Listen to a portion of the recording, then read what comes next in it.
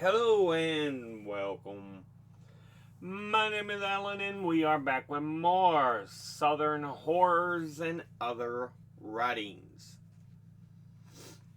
This was meant to be Tuesday's video, of course, since I'm behind this whole week. I don't know why. Don't ask me why. I can't tell you why. One of these things. Anyway, let's jump into this with two pieces today. Woman's Sphere. At the same time that lines of power and authority were being drawn around issues of race, gender restrictions were being seriously questioned. Beginning as early as 1848 with the Seneca Falls Convention on the Women's Rights, the organized struggle for female equality and autonomy was gaining momentum. 19th century women activists had learned two important lessons from the abolitionist movement. On the one hand, they discovered striking similarities between chattel slavery and women's oppression. On the other, they accrued valuable strategies for organization, political activity, and especially public speaking. After the Civil War, these women established a matrix of organizations on the interest of women's causes: the Equal Rights Association in 1866, the Women's Christian Temperance Union in 1874, and the National American Women's Suffrage Association in 1890, to name a few. At the dawn of the 19th century, women's lives were significantly shaped by male-held economic and legal authority. By custom and their invisibility in the law, women had no authority. For example, their property, whether inherited or acquired, was controlled legally by fathers, husbands, or even brothers. If a woman worked outside of the home or had a business of some sort, any earnings legally belonged to the head of her household, her father or her husband. Further, married women were defined in law essentially as the husband's property. Only husbands could sue for divorce, and in the event of separation, all family property, including the guardianship of the children, went to the husband. With very few exceptions, women could not vote or engage in political activity of any kind. Women also were not sanctioned, except, for example, in Quaker communities, even to speak in public. Their fathers and husbands spoke for them, and of course, the doors to institutions of higher education and to the professionals were closed to them. The lives of women were thoroughly dominated by the power and privilege of men.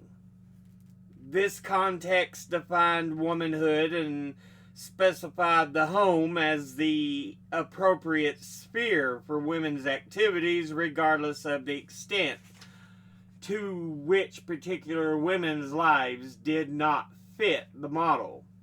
Two examples of a bad fit stand out. One was the poor immigrant woman, and the other was the working class women who needed to work outside the home, often in Milltown factories or urban sweatshops, to help provide for their families. Another was the women of African descent. For more than half of the century, enslaved women had absolutely no control over their lives, and for the remaining part of the century, they were controlled.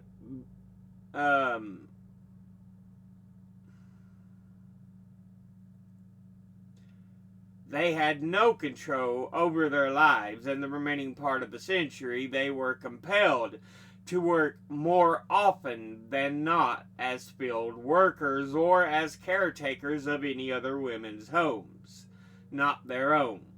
Despite such discontinuities, however, and the fact that the standard assumed middle and upper class privilege, it remained the ideal toward which all women, regardless of race or social class, were to aspire. True womanhood was defined within the sphere of domestic or private rather than public interest. Women were supposed to be the moral, stabilizing, civilizing influence of the home, and they were responsible for the heart and the spirit.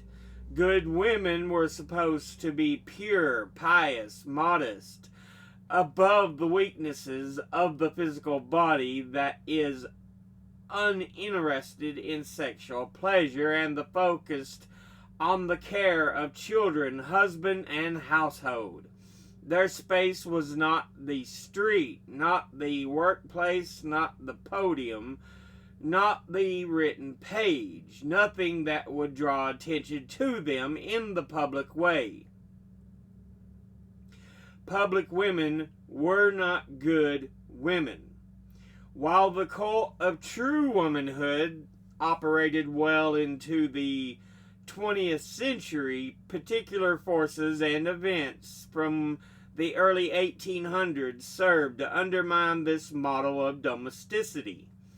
Technological innovation in transportation, encouraged by the rise of imperialism in the U.S., permitted women to travel in unsupervised ways much more frequently and without automatically being labeled public women. The increase in stagecoach lines, train travel, and steamboat and canal boat travel made it possible for women to go from place to place and appear in public spaces, and their safety in those spaces significantly tied to their deportment as good women or ladies rather than as bad women who invited the attention of men. Changes also resulted from the era's remarkable number of inventions, such as the vacuum cleaner and the washing machine, that redefined work in the home and provided women who were able to own them the privilege of more leisure time. Inventions also reshaped office work, as with the typewriter, to accommodate the view that women were well suited for typing because of their finger dexterity. The position of secretary was redefined. In 1870, there were 9,982 women employed as secretaries. In 1900, there were 238,982. The job of secretary was no longer an apprenticeship to management, but instead had become basically a dead-end, low-paying job for women. Nevertheless, the entry of women into the world of office work was part of the general increase of women into the public workforce. The struggle of women for higher education also expanded woman's sphere. Oberlin College was the first institution of higher education to open its doors to women and to people of color. The first women were admitted in 1837.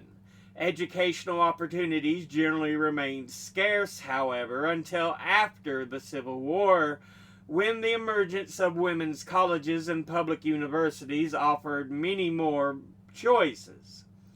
Vassar, one of the earliest women's colleges, was founded in 1865. Smith and Wellesley began in 1875. The Atlanta Baptist Female Seminar, later Spelman College, one of the first institutions of women of African descent, began in 1881. By 1870, 30% of the colleges and universities were open to women, and by 1900, 70% were open. By post-Reconstruction, women were college educated and entering the professions for the first time in significant numbers. Most became teachers, and with the rise in the 1870s of public education, but women were also entering the workforce as physicians, nurses, and other health care providers, as lawyers, businesswomen, and social service agents, and as writers, public speakers, and political activists. During this era, African American women could be counted in steadily increasing numbers among these professional groups. In 1864, Rebecca Lee was the first African American woman to become a physician. In 1872, Charlotte E. Ray was awarded a law degree and became the first African American woman to practice law in the U.S., and among the first women of any race to be admitted to the bar in Washington, D.C. In 1921, Sadie T.M. Alexander was the first African American woman to be awarded a Ph.D. from an American university in economics from the University of Pennsylvania. These African Americans constituted the first wave of college-educated women. They were women who not only had the general desire and the determination to participate actively in public arenas, but also had the wherewithal to do so in both formal and informal training. These changes in women's aspirations and activities were inspired and facilitated by the movement among women for social equality and legal reform, even though the 19th century women's movement had been perceived as essentially the domain of white middle-class women, working-class white women. African American women and other women of color were actively involved in women's reform activities.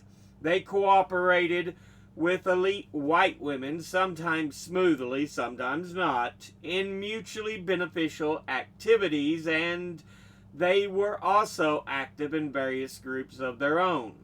Typically, though, the more publicized record of political activity for women is defined by the interest of the middle and upper class white women. While this elite group learned and sometimes benefited from other various alliances with other women, its members were more interested in furthering their own causes. Women's suffrage, temperance, and educational opportunity, for example, than in addressing issues like women's rights or anti-lynching reform. The 19th century was indeed an era of tremendous change in the lives of women, even though the role of African American women in bringing about this change has only recently been acknowledged. By the post-Reconstruction era, new possibilities for women's autonomy were very much in evidence. It was a woman's era, as the women of that time described it. Women across all classes and races had opportunities to belong to clubs and other organized groups working collectively towards social change. These remarkable women questioned provocatively the distinctions between women's sphere and men's sphere, and by the very existence they reshaped these domains and created new options for women's lives. During this period, Ida B. Wells emerged as one of the most well-known of these new women among African American women. Like other professional women, she was challenged to adhere to 19th century standards of ladyhood, modesty, decorum, and propriety, even as she ventured ever more boldly as an African American woman into male-dominated public space. For African American women, the need to entertain feminine decorum was especially troublesome. The lash of slavery cut deep. The primary task was to define oneself not just as a true woman, but a human, as capable and deserving of human regard. Privileged African American women were the group to which Wells belonged because of her access to education, her status as a professional woman, and the elite circles in which she was able to travel, felt obligated to defend both their race and their gender in order to carve out a space for participation and achievement. The story of African American women in public arenas then is a story of passion. A passion for the acquisition of literacy and the opportunity to develop one's talents and abilities fully. To demonstrate one's potential and to commit oneself to betterment both of self and of the race. Personal potential was inextricably tied to collective possibilities in the ways race, gender, and class privilege were determined in the society, and access to opportunity was allowed or denied. The Black Club Women's Movement. When Wells' feature story was published in the New York Age on June the 25th, 1892, two African American women, Victoria Earl Matthews of New York and Maricha Lyons of Brooklyn, decided to host a testimonial dinner for Wells. Matthews, a fellow journalist for the New York Age and several other newspapers around the country, is perhaps best known as the founding director of the White Rose Mission, a shelter for African American women and girls who had recently migrated from the South. It also functioned as a community center for women and children, teaching self-improvement and Christian living. Maricha Lyons, an educator and writer, was one of the first African American women to be named assistant principal in a Brooklyn public school. Both women were active in social reform and experienced in ministering to the needs of their communities. 2 months after the testimonial dinner, they founded a club, the Women's Loyal Union of New York and Brooklyn, and with Matthews serving as the first president.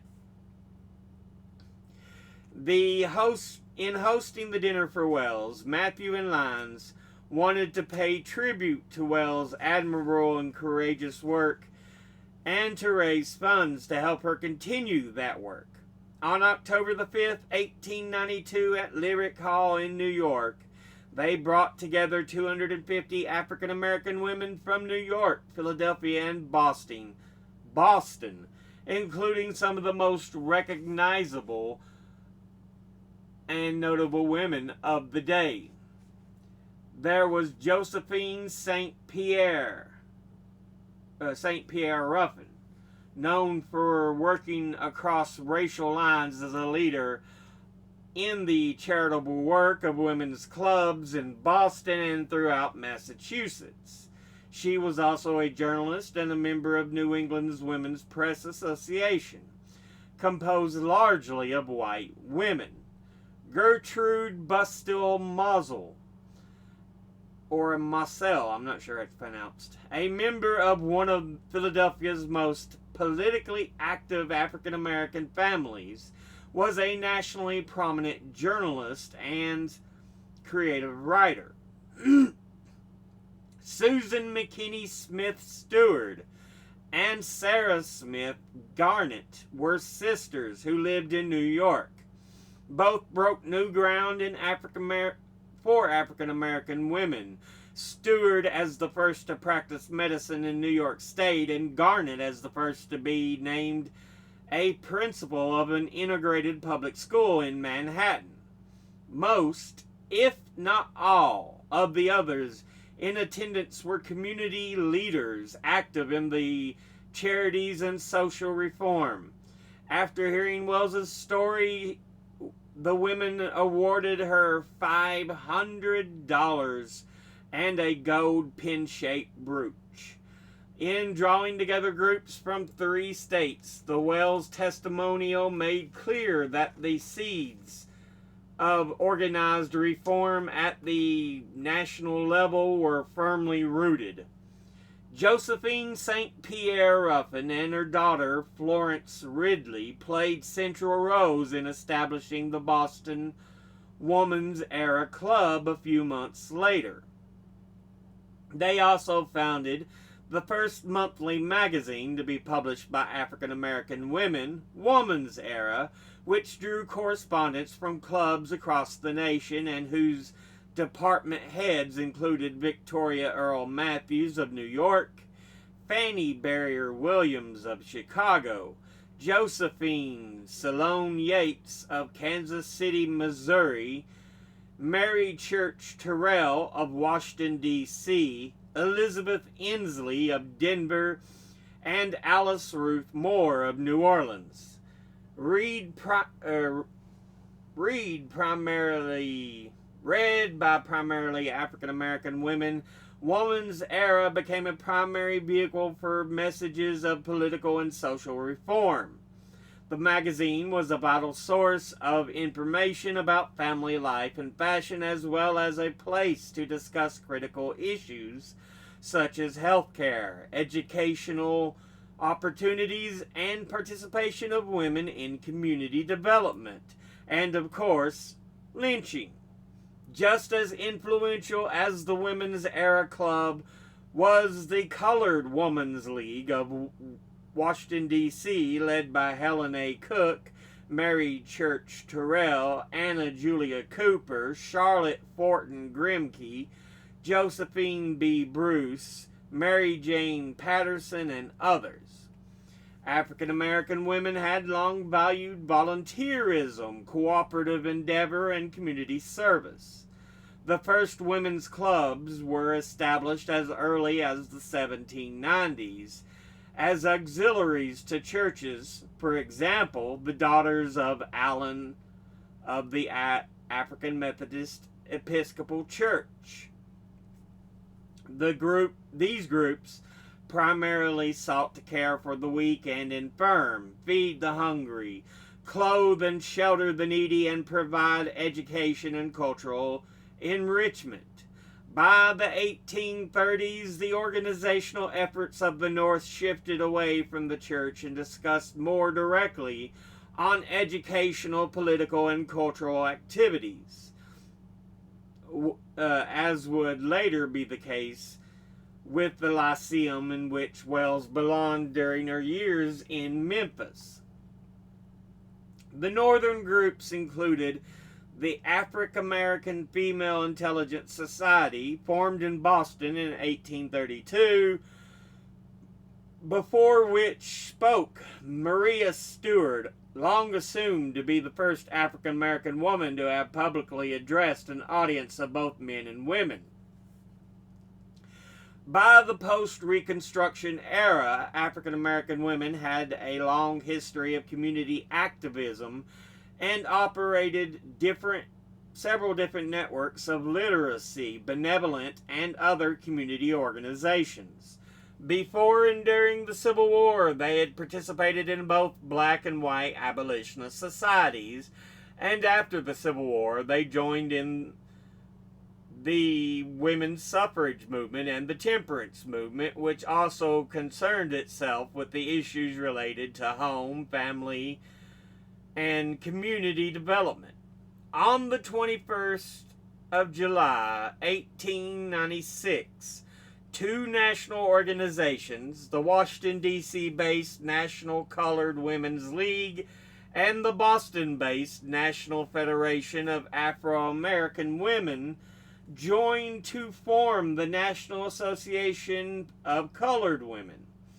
On August of 1896, the National Association of Colored Women's newly elected president, Mary Church Terrell, announced in Women's Era,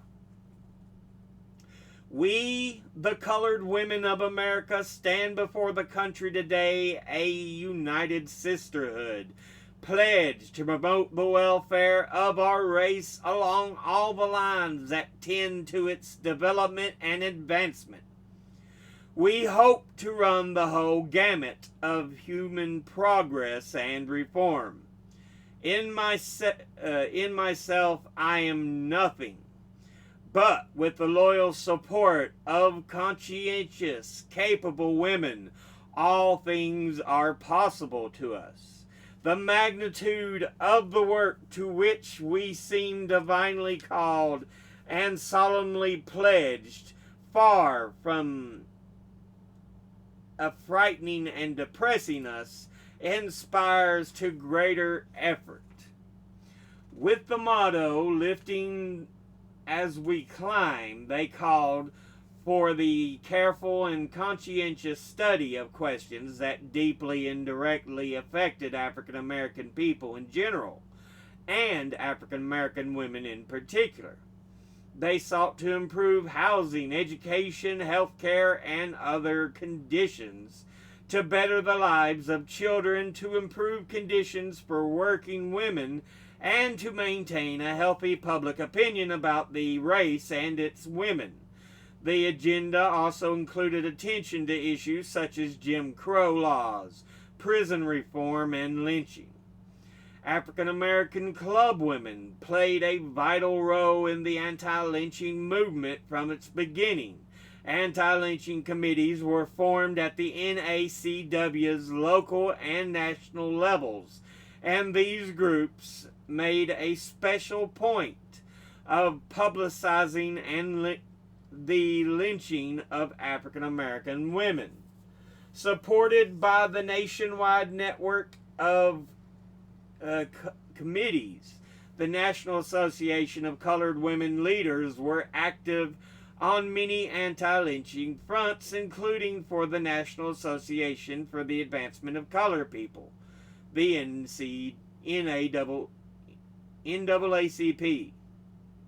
Mary Church Terrell and Ida B. Wells participated in this formation and in establishing protection against mob violence as one of its priorities. The NACW leaders spoke often in public against lynching and addressed the issue in various periodicals. In 1922, Mary Burnett Talbert, NACW president from 1916 to 1920, formed the Anti-Lynching Crusaders, a group whose membership went from 16 women to more than 900 in just 3 months. The group included women who worked with settlement houses, black women's clubs, the Young Women's Christians Association, and Women's Committee of the Council of National Defense, and the NAACP. Like Wells, the Crusaders advocated federal anti-lynching legislation and actively sought the support of white women, particularly Southern white women. The Crusaders and the other lobbyists were not successful in pushing forth federal legislation, but they were able to increase the awareness of lynching as a national problem. They managed to gain the support of some white women leaders on the Women's Committee of the Commission on Interracial Cooperation, or the CIC, and the National Council of Women, though not at the level they desired. In fact, among white women, substantial support for the anti-lynching cause did not occur until the 1930s and the formation of the Association of Southern Women for the Prevention of Lynching, the ASWPL. Although the success of the Crusaders and the others saw modest or was modest, one point stands clear. The diverse national network of African American women leaders, Wells included, was significant in placing lynching on the national agenda. Now, with that, let's go ahead and look at, well, that ends that particular piece, but let's go ahead and look at the notations at the bottom for these two parts.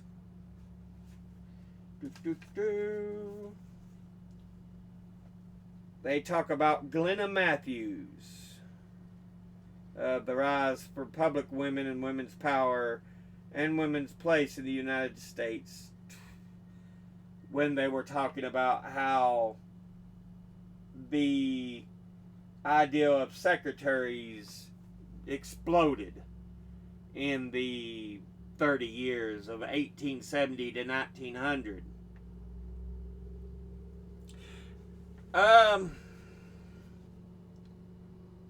Part 24. For more details on the entry of women into colleges and universities, see Women in Academy, Progress and Prospects, as well as Educating the Majority, Women's Challenge Tradition, or Women Challenge Tradition in Higher Education. Let's see. Part 20, Notation 25. For more information on African American women and organized social reform, see Dorothy Salem's To Better Our World, Black Women in Organized Reform, 1890 to 1920. Darlene Clark Hines, Black Women in America, an Historical Encyclopedia, which is 2 volumes in length. Beverly Washington Jones, Quest for Equality, The Life and Writings of Mary Eliza Church Terrell, and Charles Harris Wesley, The History of the National Association of Colored Women's Clubs, A Legacy of Service. Let's see what else we got here. Part 26. Helen A. Cook. Let's see, where is 26, what they were talking about in that specific part here. At the bottom, talking about all the women in these different women's clubs. And in particular, they were talking about the Women's Era Club known as the Colored Women's League of Washington, D.C., led by Helen A. Cook. Helen A. Cook was a member of a well-established African-American family in Washington, D.C. Others, as part of the group, Mary Church Terrell was the daughter of Robert Church, a man of wealth in Memphis, Tennessee, the wife of Robert Terrell, a municipal judge in Washington, D.C., a well-respected writer and orator, and the first president of the National Association of Club Women. One member was a very politically active politically active family in Philadelphia. Charlotte Fortin Grimke was the first African American member of the Port Royal Commission, a group of volunteers who went south during the Civil War to set up schools for slaves. A nationally recognized creative writer, and the wife of Francis Grimke, a renowned minister and national leader. Another member, Josephine Bruce, was the wife of Blanche K. Bruce, the second African-American man to be elected to the U.S. Senate. Educator Mary Jane Patterson, another notable member, held the distinction of being the first African American woman to be awarded a Bachelor of Arts degree from an established American college, Oberlin College in Ohio. But yeah, early on in the pieces we read, they talked about how they expected women to behave and look. They wanted good women. Yeah.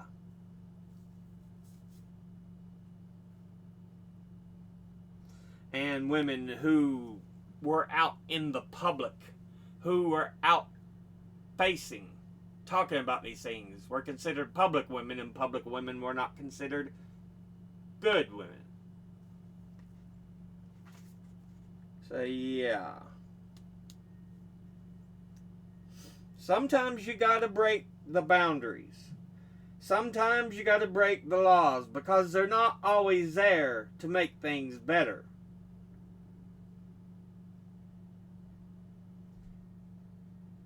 But yeah.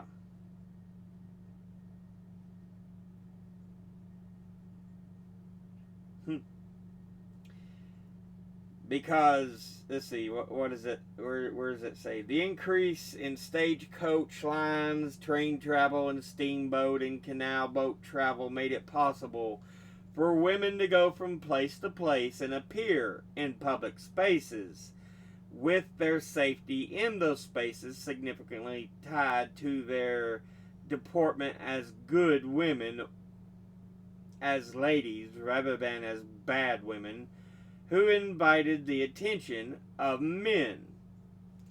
And notice that part. Invited the attention of men. This is the 1800s. We're just now getting... We were until certain sycophants of a certain dumbass took power. I'm talking about the Orange Menace in office. Dumbass. Anyway, we were getting to the point where we're recognizing, hey, women have a right to dress a certain way. It's not they're bad and are seeking the attention. No, it's some men don't have control over them fucking selves. But they're still the ones at fucking fault. These men are. But of course, all this is being ripped back away because dumbasses in fucking politics are too goddamn stupid for their own fucking good. But yeah. Ida B. Wells, pioneer not just when it comes to racial issues, but also women's issues.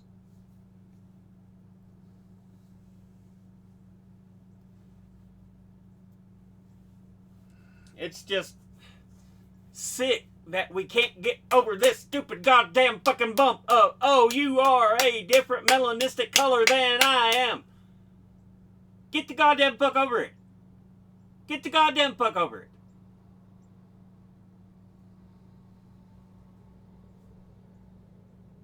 In the end, we're all fucking human. Get the goddamn fuck over it. Seriously. Anyway, this video's went on for a while. We'll go ahead and end it there. As always, educate thyself. Think, read, study, learn. Someone tells you something you have trouble believing, ask them to cite their sources. I'll be putting links and sources. I don't have to. This is just read the book, but still. Thank you. I'll see you all in the next one. Until then, later.